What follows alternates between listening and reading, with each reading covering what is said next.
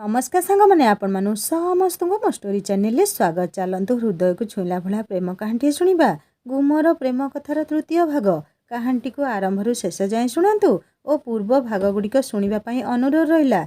जो शुष्क डालटी आउ केबे सतेज हेबनी। तुमर मोर संपर्कर नाम कौन? भाउज ना तुमे मोर स्त्री? तुमे मोर सबुकिछि। भाउज हुओ किंबा स्त्री हुओ, आम संपर्कर नाम जहा हेउ, किंतु तुमर स्थान रविर हृदय रे। समस्ते आम संपर्कर मूल्य बुझिबेनी, निंदा करिबे। दियर भाउज मध्यरे ये कि भली पाप संपर्क? तार उत्तर किए देव? मु ना तमे ना आम प्रेम संपर्क? रवि गछ को आउजी दूर को चाहुला मुख्य रास्ता आड़कू। निरंजन सह आउ जनकर स्वर मध्य शुभुला रवि को। ए रवि, सेतेबेलू सेई बण रास्ताटारे कौन करुछु जे?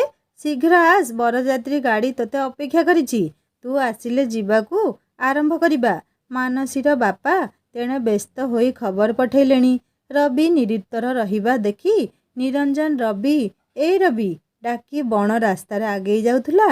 निरंजन दूररू देखि पारुथला रवि भूमि उपरे गोटिए गछकू आउजी बसिछि। निज सह निजे कथा होई भूमि रे गार काटिबारे लागिछि। कौन हैला रवि, तू एठी कौन करुछु कही निरंजन ता आड़कू आगेई जाउथुला। रविर हाथ धरी ताकू उठेइबाकू चेष्टा करुथुला। रवि, तू मध्य पी देई एका बेलके ढळुछु। तू परा सबुबेले कहू एगुड़ाक भल अभ्यास नुह। रवि निज मुदी होई आसुथिबा आखि गुड़ाकू उपरकू करी निरंजन को देखुथुला। निशारे माताल होई झुलुथुबा रवि को देखि निरंजन भारी आश्चर्य हेउथुला। रवि तो केबे निशा खाएनी, हेले अचानक तार एमिति कौन हैला कि? भाई बाहाघर दिन बण रास्तारे पशी मदगुड़ा सरबत भली पी जाउछि। रवि को चाही निरंजन कहला, ए रवि उठु, बरजात्री भगवती मंडपरे जाई पहुँचबे, आउ तू बण भितरटारे घाली होउछु कौन पाई? निरंजन को रवि निरेखी चाहुतला, सते जेमिति गोटिए छोट छुआ किछि पाइबाकू माँ पाखरे अली करुछि, किंतु ओठरू कौनसी शब्द उच्चारण हेउनी। रविर हाथ धरी ताकू उठेला निरंजन। दुई सांग कांधरे हाथ को छंदा छंदी होई गौरव बसीथिबा कार पाखकू चलीगले। एणे गौरवर मामू ओ निरंजन बापा रागरे कंपुथांती। ये कि भली बाहाघर होउछि ताहा समस्तंकु जणा। दी भाई दी जणकू बळका, दुहें जाक निशा खाई बेहोश। जिए बाहा हेबाकू जाउछि से मध्य एवं तार सान भाई मध्य। समस्ते एई दिहिंकू देखिले खाली थू थू करिवे, हेले एमानंकू उत्तर देव किए? भाभी जगबंधु आगकू चलिले, पछरे बरजात्री कार बस सबू चलिला। बरजात्री जाई पहुँचिले भगवती मंडप पाखे। बरजात्रींकर सत्कार हला। जे खाइले किंबा न खाइले सबू लट होई चट्टाण को कामुड़ी पड़ी रहिले। सेठू पुणी खबर गला मानसीर बापा सीतांशुंक पाखकू बर आसीगलाणी। बाहरे छिड़ा होई घर भीतर को चाही सीतांशु पाटी कले, शीघ्र रोषेया गुड़ाकू पचारि दे आसिल, सबू ठीक ठाक अछि कि ना? गौरवर बापा दामोदर पुओंकर कांड देखि कौन करिवे भाभी पारु नथांती। दी पुओ गोटिए प्रकारर, काहार मध्य समय व्यवहार ज्ञान नहीं। जिए बाहा हब सीए तो निशारे चूर, आउ तार बंधु मानकू कौन कहिब? दामोदर सबू जेमिति श्रृंखला भावे हेबो सेथिप्रति ध्यान रखी केतेबेले जगबंधुକୁ तो आउ केतेबेले निज शालकंक पाखे नाकुस्ती हेउथांती। केमिति भलरे भलरे बाहाघरटा होई जाऊ। मानसी घरकू बोहू होई आसीगले तेणे जाहा हेबार हेउ। मानसी बोहू बेशरे सज्जित होई बसी थाए केवल बापांक भयरे, किंतु ता पिंडरे प्राण नहीं। एमिति जोर जबरदस्त बाहाघर कले केही खुशीरे रहिबेनी। एई कथाटा जदि केही बापांकू बुझेई पारंता तेबे भल हुअंता। मानसी मुंडकू किछि उपाय जुटिगला बोधे। से लिपिकू आड़कू चाही हाथ ठारी इशारा करिबाकू लागिला। लिपि जेमिति मानसी पाखे आसी पहुँचिछि, मानसी तारी कानरे गुणुगुणु होई किछि कहिला। लिपि मानसी अपार कथा शुणी पाटिकू जा आसिला से सबू कही चलिला। अपा पागेली होई गलु ना कौन? तू कौन कहूचु? तू निजे बुझी पारुनु। मु जदि कन्या बेश होई बेदीरे बसिबी तेबे मु धरा पड़िबी। समस्ते जानिबे एइटा मानसी नुह, ता सान भौणी लिपि। तापरे मु गौरव को काहींकी बाहा हेबाकू जिबी? लिपि मानसीठू सान हेले मध्य ताकू बुझाइबाकू आरंभ कला। ବାହାଘର ଏକ ବାଲିଘର ନୁହେଁ ଯେ ତୋ ବଦଳି ମୁଁ କନ୍ୟା ବେଶରେ ବେଦୀରେ ବସି ଗୌରବକୁ ବାହା ହୋଇଯିବି ଆଉ ତୁ ବଞ୍ଚିଯିବୁ। ଲିପିର କଥା ଶୁଣି ମାନସୀ କହିଲା, ତେବେ ଉପାୟ କ'ଣ? ମୁଁ ଗୌରବକୁ ବାହା ହେବାକୁ ଚାହେଁନି। ଆଲୋ ଅପା, ମୁଁ ପରା ତୋ ସାନ ଭଉଣୀଟା। ତୋର ଦୁଃଖ ଦେଖିଲେ ମୁଁ ସହିପାରୁନି। ତା ବୋଲି ତୁ ଯାହା କହିବୁ ସେସବୁ ମୁଁ କରିପାରିବିନି। କେତେବେଳେ କହୁଛୁ ତୁ କନ୍ୟା ବେଶରେ ହୋଇ ଗୌରବକୁ ବାହା ହୋଇପଡ଼, ଆଉ କେତେବେଳେ ଉପାୟ କ'ଣ ବୋଲି ପଚାରୁଛୁ। ମୁଁ ତ ତତେ ପୂର୍ବରୁ କହିଲି ବାହା ହେବାକୁ ଯଦି ନ ଚାହୁଁଛୁ ତେବେ ଘର ଛାଡ଼ି ଚାଲିଯା। ଏତିକି ବେଳକୁ କେହି ଜଣେ ଆସି କହିଲା, ପୂଜାରୀ ନନା କହିଲେଣି ଝିଅକୁ ମଣ୍ଡପକୁ ନେଇ ଆସିବାକୁ। ସୀତାଂଶୁ ବାବୁ ଅପେକ୍ଷା କରିଛନ୍ତି କୋଠରୀ ବାହାରେ। ଏସବୁ ଶୁଣି ମାନସୀ ଲିପିକୁ ଦୂରକୁ ଠେଲି ଦେଇ କହିଲା, ତୁ ଚାଲିଯା। ମୋ ପାଖେ ଆଉ ଗୋଟିଏ ଉପାୟ ଅଛି। ମୁଁ ସମସ୍ତଙ୍କୁ କହିବି ଯେମିତି ମୋ ବାହାଘର ନ ହେବ। ଲିପି ଏଡ଼େ ଆଖିରେ ମାନସୀକୁ ଚାହିଁ କହିଲା, ଯାହା କରିବୁ ଟିକେ ଭାବିଚିନ୍ତି କର। ଘରେ କୁଣିଆ ମୈତ୍ର ଭିଡ଼ ଲଗେଇଛନ୍ତି। ସମସ୍ତଙ୍କ ସାମ୍ନାରେ ଲୋକ ହସା ହେବା କଥା। ଲିପି ଚାଲିଗଲା ପରେ ଫେର ମାନସୀ ବୋଉ ଆସି ତାକୁ ମଣ୍ଡପ ପାଖକୁ ଯିବାକୁ କହିଲେ। ମାନସୀ ଟୁପଟାପ ହୋଇ ତାର ବୋଉକୁ କିଛି କହିଲା। ସେ ମାନସୀର କଥା ଶୁଣି ବ୍ୟସ୍ତ ହୋଇ ଉଠିଲେ। ବର ପକ୍ଷକୁ କ'ଣ ଖବର ଦେବେ ଏଇ କଥା ଭାବୁଥିଲେ। ଧାଇଁ ଯାଇ ମାନସୀର ବୋଉ ସୀତାଂଶୁଙ୍କୁ ଡାକି ଆଣିଲେ। ତାଙ୍କ କାନରେ ମାନସୀର କଥାଟା ପକେଇଦେଲେ। ଝିଅର ଦେହ ମାରୁ, ଏଇ ବାହାଘର ଏବେ ହୋଇପାରିବନି। ଆଉ 4 ଦିନଟା ଦିନ ଘୁଞ୍ଚେଇବାକୁ ପଡ଼ିବ। ମାନସୀର ବୋଉଙ୍କ ମୁହଁରୁ ଏଇ କଥା ଶୁଣି ସୀତାଂଶୁ ରାଗରେ ଗର୍ଜି ଉଠିଲେ। ତୁମେ ମା ହୋଇଛ ଯେତେବେଳେ ଝିଅର ବାହାଘର ବେଳକୁ ସୁବିଧା ଅସୁବିଧା କଥା ବୁଝିବନି, ଠିକ୍ ବାହାଘର ଦିନ ଏସବୁ ମୋତେ କହୁଛ। ମୁଁ ଯାଇ ଗୌରବ ଓ ତାର ବାପାଙ୍କୁ କ'ଣ କହିବି? ଏତକ କହି ସୀତାଂଶୁ ମୁହଁ ଫେରେଇ ଚାଲିଗଲେ ଗୌରବର ବାପା ଦାମୋଦରଙ୍କ ପାଖକୁ। ଝିଅ ବିଷୟରେ ତାଙ୍କୁ ଜଣେଇବାକୁ ପଡ଼ିବ। ମାନସୀ କଥା ଦାମୋଦର ବାବୁ ଓ ଗୌରବ କାନରେ ପଡ଼ିଲା। ମାନସୀର ବ୍ୟକ୍ତିଗତ ସମସ୍ୟା ପାଇଁ ଏଇ ବାହାଘର ଆଜି ହୋଇପାରିବନି, ଆଉ 4 ଦିନ ପରେ ହେବ। ମାନସୀର କଥାଟା ସମସ୍ତଙ୍କ ପାଖେ ଚର୍ଚ୍ଚା ହେଲା। ଯେତେ ଯାହା ହେଲେ ମଧ୍ୟ ଋତୁମତୀର ବିବାହ ହେବା ଅସମ୍ଭବ। ଏଇ କଥାରେ ଗୌରବ ଭାରି ଆଘାତ ପାଇଲା। ବରବେଶ ହୋଇ ସିଏ ମଣ୍ଡପକୁ ବାହା ହେବାକୁ ଆସିଥିଲା, ଏବେ କ'ଣ ଶିଶୁପାଳ ହୋଇ ଫେରିବ? ମାନସୀର ଯାହା ସମସ୍ୟା ଥାଉ ନା କାହିଁକି, ଗୌରବର ମଧ୍ୟ ସମ୍ମାନର ପ୍ରଶ୍ନ। ସାଙ୍ଗସାଥୀ ବନ୍ଧୁ ମହଲରେ ସେ ଖାଲି ଥଟ୍ଟାର ପାତ୍ର ହେବ। ମାନସୀର ବାପା ସୀତାଂଶୁ ନିଜ ଝିଅର ବ୍ୟକ୍ତିଗତ ସମସ୍ୟା ହେତୁ ଏହି ବାହାଘର ହୋଇପାରିବନି ବୋଲି ଜଣେଇଦେଲେ। ମାନସୀର ସମସ୍ୟା ଯେ କ'ଣ ସେ ସବୁ ଗୌରବ ଓ ରବି କାନରେ ପଡ଼ିଲା। ରବି ଭାରି ଆଶ୍ଚର୍ଯ୍ୟ ହେଲା ମାନସୀ ବିଷୟରେ ଶୁଣି। ମାନସୀ, ଏଇଟା ତୁମର ବାହାଘରରୁ ବଞ୍ଚିବାର ଏକ ବାହାନା ମୁଁ ଜାଣେ। ହେଲେ ଏମିତି ବାହାନା କରି କ'ଣ ତୁମେ ଭାଇ ଓ ତୁମ ବାହାଘରକୁ ରୋକିପାରିବ? କେତେ ଦିନ ବି ରୋକିବ? ରବି ଏସବୁ ମାନସୀର ବାହାନା ବୋଲି ଭାବୁଥିବା ବେଳେ ଗୌରବ କ୍ରୋଧରେ ଜଳି ଉଠୁଥିଲା। କୁଣିଆ ମୈତ୍ର ବନ୍ଧୁ ବାନ୍ଧବ ମହଲରେ ସବୁଠି ଖବର ପହଞ୍ଚି ଯାଇଛି ଆଜି ଗୌରବ ଓ ମାନସୀର ବାହାଘର। ସମସ୍ତଙ୍କୁ ନିମନ୍ତ୍ରଣ କରାଯାଇଛି, ସମସ୍ତେ ଉପସ୍ଥିତ ମଧ୍ୟ। ଯେତେବେଳେ କ'ଣ ପାଇଁ ବିବାହ ହୋଇପାରିଲାନି ବୋଲି କେହି ଯଦି ଗୌରବକୁ ପଚାରେ, ତେବେ ୟାର ଉତ୍ତର ଗୌରବ କ'ଣ ଦେବ? ସମସ୍ତେ ତାକୁ ଥଟ୍ଟା ମଜା କରିବେ। ବେଦୀ ପାଖରୁ ବରପାତ୍ର ବାହୁଡ଼ିଲା, ସେ ପୁଣି କନ୍ୟାକୁ ସାଥିରେ ନ ନେଇ ତାର ସମ୍ମାନ ସବୁ ମାଟିରେ ମିଶିବ। ଏହି ବାହାଘରରେ ଗୌରବ ଯେ କେତେ ଖର୍ଚ୍ଚ କରିଛି ତାର ଠିକଣା ନାହିଁ। ବାହାଘରଟି ଯେମିତି ଜାକଜମକରେ ହେବ ସେଥିପାଇଁ ଗୌରବ ପାଣି ସୁଅ ଭଳି ଟଙ୍କା ଉଡ଼େଇଛି। ତାର କ'ଣ କିଛି ମୂଲ୍ୟ ନାହିଁ? ସଙ୍ଗେ ସଙ୍ଗେ ଗୌରବ ବାପା ଦାମୋଦରଙ୍କ କାନରେ କିଛି କହିଲା, ସମସ୍ତେ ନ ଶୁଣି ପାରିଲା ଭଳି। ବାପା, ଆମେ ମାନସୀର ବାପାଙ୍କ ସହ ନିରୋଳାରେ ଯାଇ କଥା ହେବା। ମାନସୀ ସହ ମୋ ବାହାଘର ହେଲେ କିମ୍ବା ନ ହେଲେ ମାନସୀ କିନ୍ତୁ ଆମ ସହ ଯିବ, ସେ ପୁଣି ବୋହୂ ବେଶରେ। ଏଇଟା ମୋର ନିଷ୍ପତ୍ତି। ବାକି ସବୁ କଥା ତୁମେ ବୁଝିବ। ଦାମୋଦର ପୁଅର କଥା ଶୁଣି ଚମକି ଉଠିଲେ। ଇଏ ରାଗରେ କ'ଣ ଏସବୁ କହିଯାଉଛି ଜାଣିପାରୁନି। ମାନସୀର ବାହାଘର ନ କରି ତାଙ୍କ ପରିବାର ଲୋକେ ମାନସୀକୁ ବୋହୂ ବେଶରେ ଗୌରବ ସହ କାହିଁକି ବିଦା କରିବେ? କଥାଟା କାହିଁକି ହଜମ ହଉନି। ଯିଏ ଏସବୁ ଶୁଣିବ କାନରେ ହାତ ଦେବ। ଏସବୁ ଯାଇ ଯଦି ଦାମୋଦର ସୀତାଂଶୁକୁ କୁହନ୍ତି ତେବେ କେବଳ ଯୁକ୍ତିତର୍କ ହିଁ ହେବ। ତାପରେ ଦୁଇ ପକ୍ଷ ମଧ୍ୟରେ ଝଗଡ଼ା ହେଲା ଭଳି ହିଁ ଲାଗୁଛି। ବେଦୀ ପାଖେ ସମସ୍ତେ ଛିଡ଼ା ହୋଇ ମାନସୀର ଘର ଆଡ଼କୁ ଦେଖୁଥାନ୍ତି। ଦୁଇ ପକ୍ଷର ହାବଭାବ ଦେଖି ସମସ୍ତେ ବୁଝି ସାରିଲେଣି ନିଶ୍ଚୟ କିଛି ଗୋଟିଏ ଚାଲିଛି। ତେଣେ ଦାମୋଦର ବାବୁ ମଧ୍ୟ ଗୌରବର କଥା ରକ୍ଷା କରି ଶୀତାଂଶୁଙ୍କୁ ବୁଝେଇ କହିବା ପାଇଁ ଘର ଭିତରକୁ ଯାଉଥିଲେ। ଲିପି ଯେତେବେଳେ ମାନସୀର କଥା ଗୁଡ଼ାକ ଶୁଣିଲା ସିଏ ମଧ୍ୟ ଭାବିଲା ଇଏ ଅପାଟା ବାହାନା କରୁଛି ନା କ'ଣ। ସେ ଏଇ ବିଷୟରେ ମାନସୀ ସହ କଥା ହେବା ପାଇଁ ଭିତରକୁ ଚାଲିଗଲା। ଦୁଇ ଭଉଣୀ କବାଟ ଭିତର ପଟୁ ବନ୍ଦ କରି ଫୁସୁରୁ ଫାସର ହେଲେ। ଲିପି ମାନସୀକୁ ପଚାରି ପକେଇଲା, ସତ କହୁନୁ, ତୁ ବୋଉକୁ ଯୋଉ କଥାଟା କହିଲୁ ସେଇଟା ତୋର ବାହାନା ଥିଲା ନା ଆଉ କିଛି? ବୋଉ ସମସ୍ତଙ୍କୁ କହିସାରିଲାଣି ଝିଅର ଦେହ ମାରୁ ବାହାଘର ଦିନ 4 ଘୁଞ୍ଚେଇ ଦିଅ। ଲିପିର କଥା ଶୁଣି ମାନସୀ ଉତ୍ତର ଦେଲା, ହଁ, ଏଇଟା ଗୋଟିଏ ମୋର ବାହାନା, ନହେଲେ ୟା ବ୍ୟତୀତ ଅନ୍ୟ ଉପାୟ ନାହିଁ। ବାହାଘରଟା ଆଉ 2-4 ଦିନ ଘୁଞ୍ଚିଗଲେ ତେଣିକି ଆଉ କିଛି ଯୋଜନା ମୋ ମୁଣ୍ଡକୁ ଢୁକିଯିବ। ମାନସୀର କଥା ଶୁଣି ଲିପି ମୁହଁଟାକୁ ଆମ୍ବିଳା କରି କହିଲା, କି କାମ ସବୁ ତୁ କରୁଛୁ, ଧରା ପଡ଼ିଲେ ଭାରି ହଇରାଣ। ମାନସୀ ଓ ଲିପିର କଥାକୁ ଶୁଣି ନେଇଥିଲେ ତାଙ୍କରି ବୋଉ। କବାଟ ପାଖରେ ଛାପି ରହି ଦୁଇ ଭଉଣୀଙ୍କ କେଉଁ ବିଷୟରେ ଆଲୋଚନା ଚାଲିଛି ଭାବି ସେ ସବୁ କିଛି ଶୁଣି ସାରିଥିଲେ।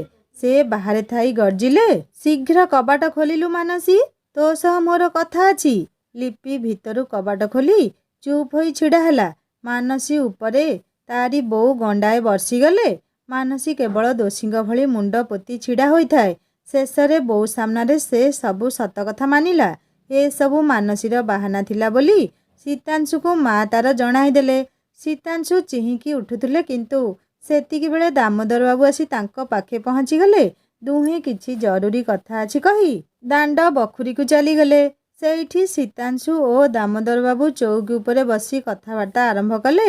ଦାମୋଦର ବାବୁ ପ୍ରଥମେ କହିଲେ ଯେ, ଆଜ୍ଞା, ଆପଣ ଝିଅର ଅସୁବିଧା ଅଛି କହି ବାହାଘରକୁ 4 ଦିନ ଘୁଞ୍ଚେଇ ଦେବା ପାଇଁ ଚାହୁଁଛନ୍ତି, ଠିକ୍ ଅଛି।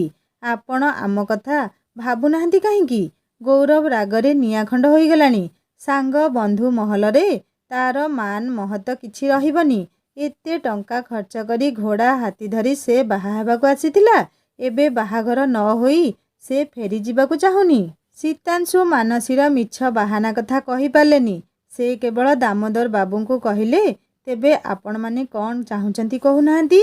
ଦାମୋଦର ବାବୁଙ୍କୁ ଗୌରବ ଯେମିତି କହିଥିଲା ସେ ସେମିତି ଶୀତାଂଶୁଙ୍କୁ କହିବାକୁ ଲାଗିଲେ, ମାନସୀକୁ ଆପଣ ଏବେ ଆମ ସହ ଅନ୍ୟ ଗୋଟିଏ କାରରେ ବୋହୂ ବେଶରେ ଛାଡ଼ି ଦିଅନ୍ତୁ। ବାହାଘରଟା ଆମ ଘରେ ହେବ, ନହେଲେ ମୋ ପୁଅ ଅପମାନିତ ହେବ। ଶୀତାଂଶୁ ମଧ୍ୟ ଦାମୋଦର ବାବୁଙ୍କ କଥାକୁ କାଟିପାରିଲେ ନାହିଁ। ଗୌରବ ତାଙ୍କ ଉପରେ ଯଦି ରାଗ ରଖେ ତେବେ ସେ ଇଲେକ୍ସନରେ ବିଜୟ ପ୍ରାପ୍ତ କରିବାର କୌଣସି ଆଶା ନାହିଁ। ତେଣୁ ଶୀତାଂଶୁ ହସି କହିଲେ, ମାନସୀ ଯେମିତି ମୋ ଝିଅ ସେମିତି ସେ ଆପଣଙ୍କ ଝିଅ। ଆପଣ ଯଦି ତାକୁ ଘରକୁ ନେଇଯାଇ ଗୌରବ ସହ ସେଇଠି ବାହାଘର କରିବାକୁ ଚାହୁଁଛନ୍ତି, ତେବେ ଆମର କିଛି ଆପତ୍ତି ନାହିଁ। ମାନସୀ ଆଜି ହିଁ ଆପଣମାନଙ୍କ ସହ ଘରୁ ବିଦା ହୋଇ ଚାଲିଯିବ। ଏ କଥା ଶୁଣି ଦାମୋଦର ବାବୁ ଖୁସି ମନରେ ଗୌରବ ପାଖକୁ ଚାଲିଗଲେ। ସେ ଭାବିଥିଲେ ଏସବୁ କଥାରେ ହୁଏତ ଶୀତାଂଶୁ ରାଜି ହୋଇ ନ ପାରନ୍ତି, କିନ୍ତୁ ସେ ତ ଖୁସିରେ ରାଜି ହୋଇଗଲେ। ଦାମୋଦର ବାବୁ ଗୌରବକୁ ଯାଇ କହିଲେ, କିଛି ବ୍ୟସ୍ତ ହେବାର ନାହିଁ। ମାନସୀ ଆମ ସହ ଆଜି ହିଁ ଚାଲିଯିବ। ଚାଲ, ଆମେ ବର୍ତ୍ତମାନ ହିଁ ଘରକୁ ଫେରିଯିବା। ରବି ଗୌରବ ନିକଟରେ ଛିଡ଼ା ହୋଇ ସବୁକିଛି ଶୁଣୁଥିଲା।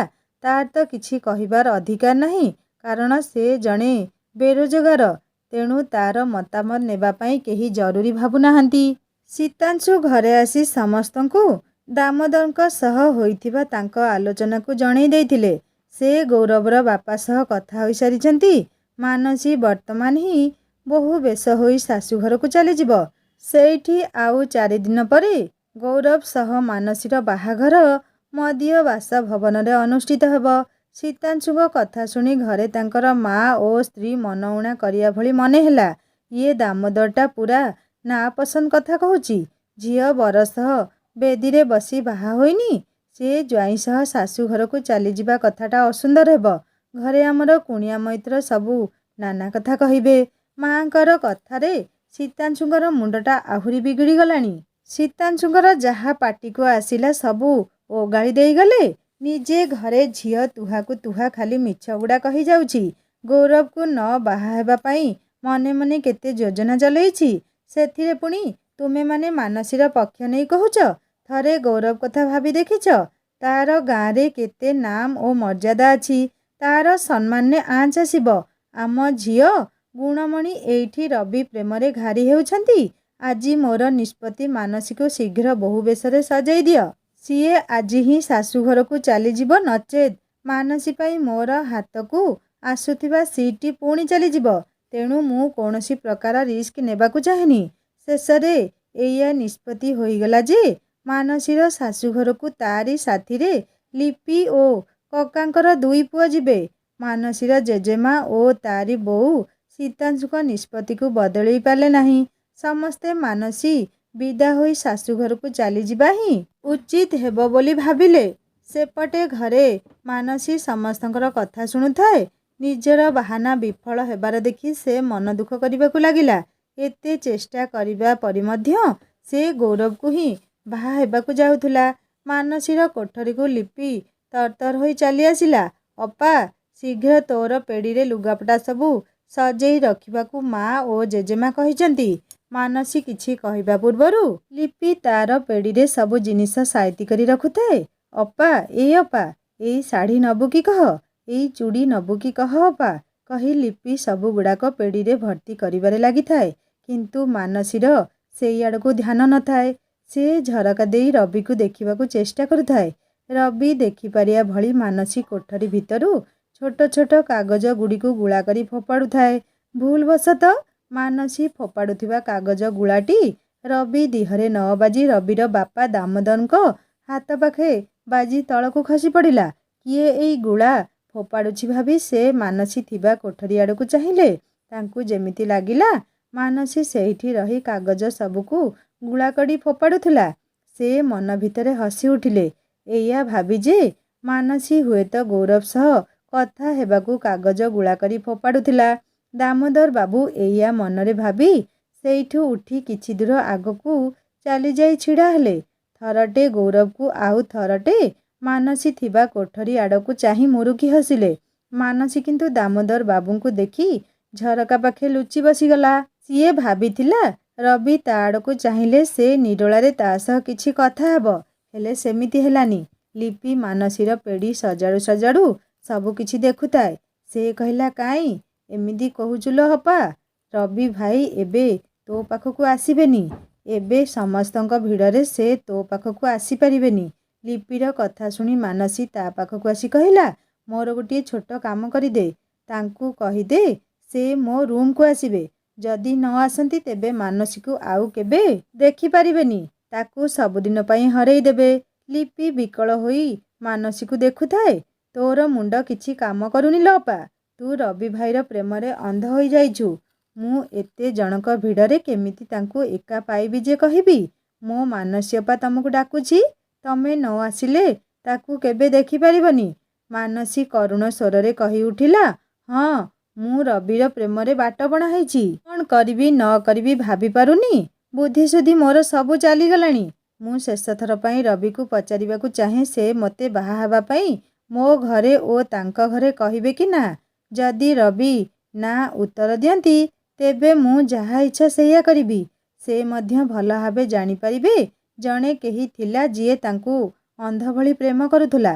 ମାନସୀର କଥା ଶୁଣି ଲିପି ଡରିମରି କହିଲା, ତୁ କ'ଣ କହୁଛୁ? ଜଣେ ଥିଲା ଯିଏ ପ୍ରେମ କରୁଥିଲା ତା ମାନେ କ'ଣ? ଆଉ ତୁ କ'ଣ କରିବାକୁ ପୁଣି ଭାବି ସାରିଲୁଣି ନା କ'ଣ? ମାନସୀ ଧୀର ସ୍ୱରରେ କହିଲା, ବର୍ତ୍ତମାନ ଏଇଟା ହିଁ ମୋର ଶେଷ କଥା।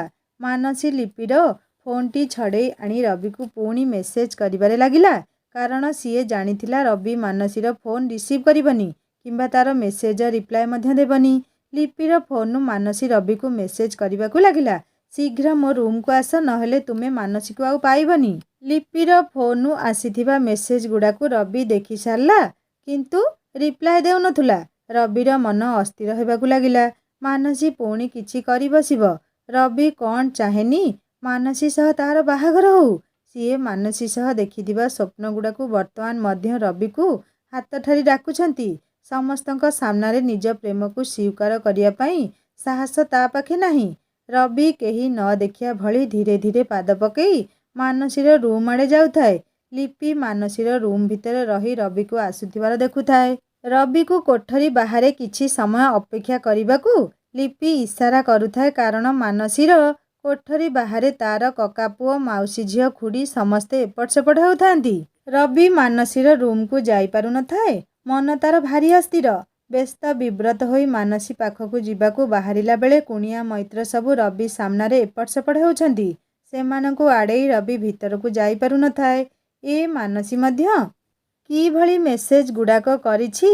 ରବି, ତୁମେ ଏବେ ନ ଆସିଲେ ମାନସୀକୁ ଆଉ ପାଇବନି। ତେବେ ରବି ପାଖରେ ମଧ୍ୟ କିଛି ଉପାୟ ନାହିଁ। ଖାଲି ମିଛ ସାନ୍ତ୍ୱନା ଦେବା କଥା। ଦେଖୁ ଦେଖୁ ରବିକୁ ମାନସୀର ବନ୍ଧୁ ବାନ୍ଧବ ଘେରିଗଲେଣି। ରବି ସହ ମାନସୀକୁ ଯୋଡ଼ି ଥଟ୍ଟା ରହସ୍ୟ ଆରମ୍ଭ କରିଦେଲେଣି। କ'ଣ ଦିଅର ବାବୁ, ଏବେଠୁ ଭାଉଜ ପ୍ରେମରେ ଘାରି ହେଲଣି? ଭାଉଜକୁ ଛାଡ଼ି ଦଣ୍ଡେ ରହିପାରୁନ କହି ସମସ୍ତେ ଠୋ ଠୋ ହୋଇ ହସି ଉଠିଲେଣି। ସେମାନଙ୍କର ଥଟ୍ଟା ତାମସା ଦେଖି ରବି ଲାଜରେ ମୁଣ୍ଡ ପୋତି ଦେଲାଣି।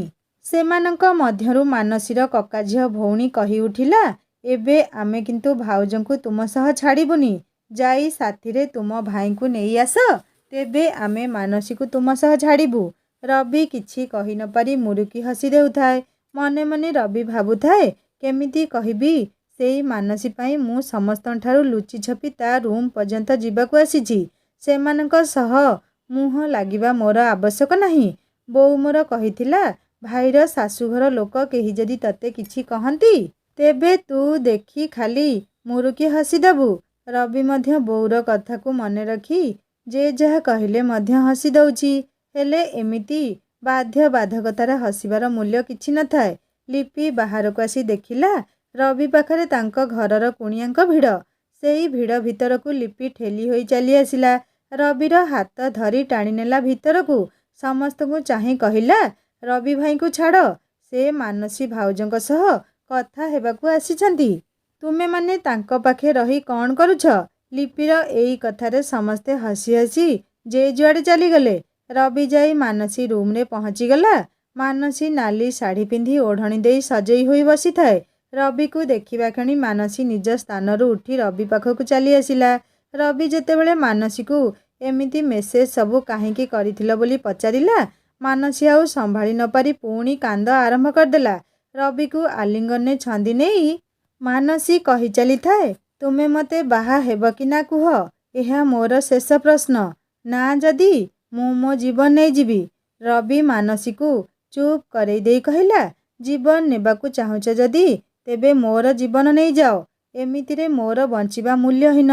ମୁଁ ତୁମ ପାଇଁ କିଛି କରିପାରୁନି କିମ୍ବା ମୋ ଘର ଲୋକଙ୍କ ପାଇଁ ମଧ୍ୟ କିଛି କରିପାରୁନି। ମୁଁ ଅଭିଶାପ ପାଇଛି ବେକାର ହୋଇ ଘୂରି ବୁଲିବା ପାଇଁ। ତୁମକୁ ମୋ ସହ ନେଇ ମୁଁ ଘର ଛାଡ଼ି ବହୁ ଦୂରକୁ ଯାଇପାରିଥାନ୍ତି। ସାଙ୍ଗମାନେ, ରବି କ'ଣ ସତରେ ମାନସୀକୁ ବାହା ହେବ? ନା ରବି ଓ ମାନସୀଙ୍କୁ ଏମିତି ଲୁଚି ଲୁଚି କଥା ହେବାର କେହି ଦେଖିନେବ? କ'ଣ ହେବ କାହାଣୀ ଆଗକୁ ଜାଣିବା ଚତୁର୍ଥ ଭାଗରେ। କାହାଣୀ କେମିତି ଲାଗୁଛି ମୋତେ ନିଶ୍ଚୟ କମେଣ୍ଟ କରି ଜଣାଇବେ। ଯଦି ଆପଣମାନଙ୍କ ହୃଦୟକୁ ଛୁଇଁ ପାରିଥାଏ କାହାଣୀଟି, ତାହେଲେ ଲାଇକ୍ଟିଏ କରିବେ, ସାଙ୍ଗମାନଙ୍କ ସହିତ ସେୟାର କରିବେ। ଆଉ ଯଦି ମୋ ଚ୍ୟାନେଲରେ ନୂଆ ଅଛନ୍ତି ତାହେଲେ ସବସ୍କ୍ରାଇବ୍ କରି ବେଲ୍ ଆଇକନ୍ ଦବାଇଦେବେ।